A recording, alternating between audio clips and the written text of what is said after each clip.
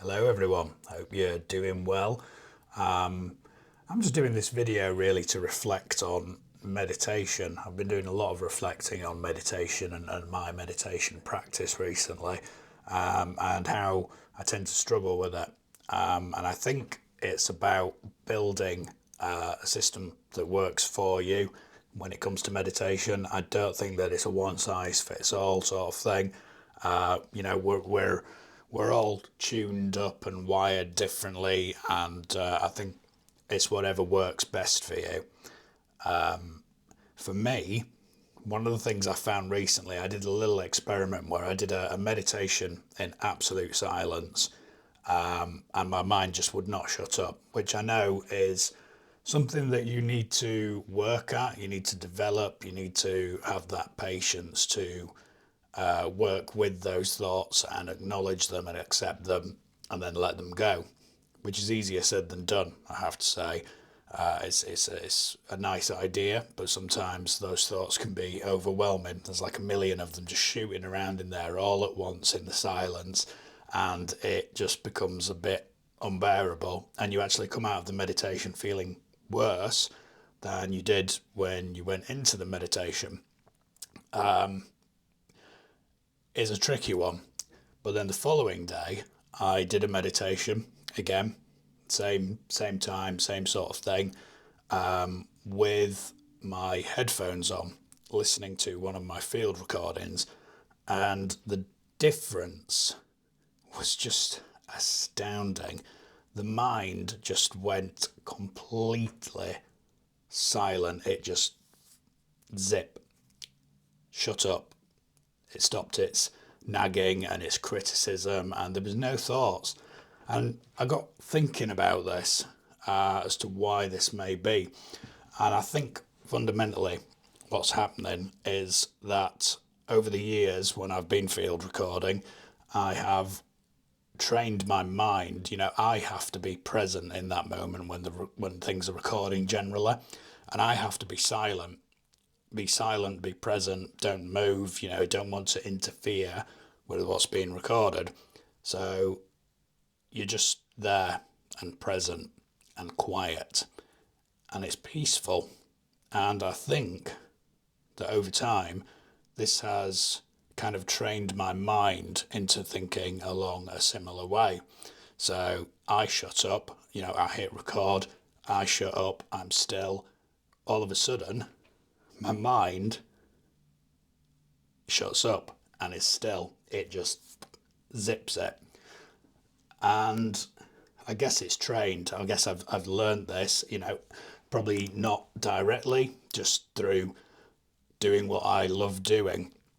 I've just learned to train my mind that when there's sounds, you just zip it. Don't talk to me. Not interested. It's all about the sounds. All about the sounds.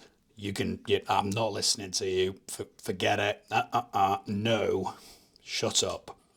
And the difference in levels of noise in my head compared to when I'm trying to do a silent meditation and when I'm doing a meditation where I'm listening to sounds. It could be ocean waves, it could be rain, it could be even sometimes I'll just sit out in the garden and set up some microphones, pop my headphones on, and just listen. There's cars, there's people cutting the grass, there's distant construction work, which might not be a pleasant sound, but it's there, and I'm present in the moment with it, and it's powerful. It's immensely powerful to just immerse yourself in that and let everything else go away. I think this is probably why I love field recording so much. And this is probably why as well, my goal in life fundamentally is to try and help people. And the only way I can really think to do that via something that I love is via doing meditation music or doing field recording or doing a bit of both. And I put them onto the Insight Timer app, and you just share it with people. And there's obviously a lot of people out there that do use sound in meditation, and I think there's no right or wrong answer as to how you achieve that calmness of mind It's about doing what works for you. So I've been one of these people that's been putting sounds out for a long time to help people with meditation, but never really thought to use them in my own meditation. A little hypocritical, especially considering the responses I've got on Insight Timer have been largely very positive, and they've been very helpful to people. So why haven't I been embracing that and using it myself in my own meditation practice? I don't know. No idea. But I am going to, because that silencing of the mind is just magical. And it's so therapeutic in a way that so many other things aren't that I've tried. And the sounds don't need to be relaxing. It helps if they're relaxing, but just being present with sounds. It's like those headphones go on, and it's like it's almost as if there's like a mute button on either side of my head, and you put these headphones on, and it presses the mute button, and this just goes nothing.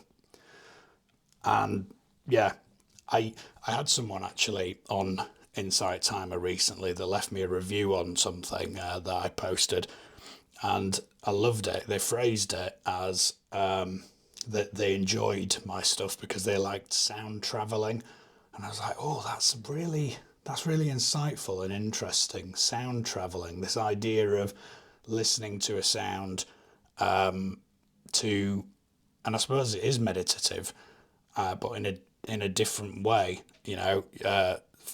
Get listening to that sound and kind of trying to put yourself in that moment and visualize what would have been going on around at that particular time. And that it's an exercise in imagination, creativity, mindfulness, meditation, all rolled into one. And I think, if you can combine creativity and meditation, you're onto a winner. However you do it, it's just great.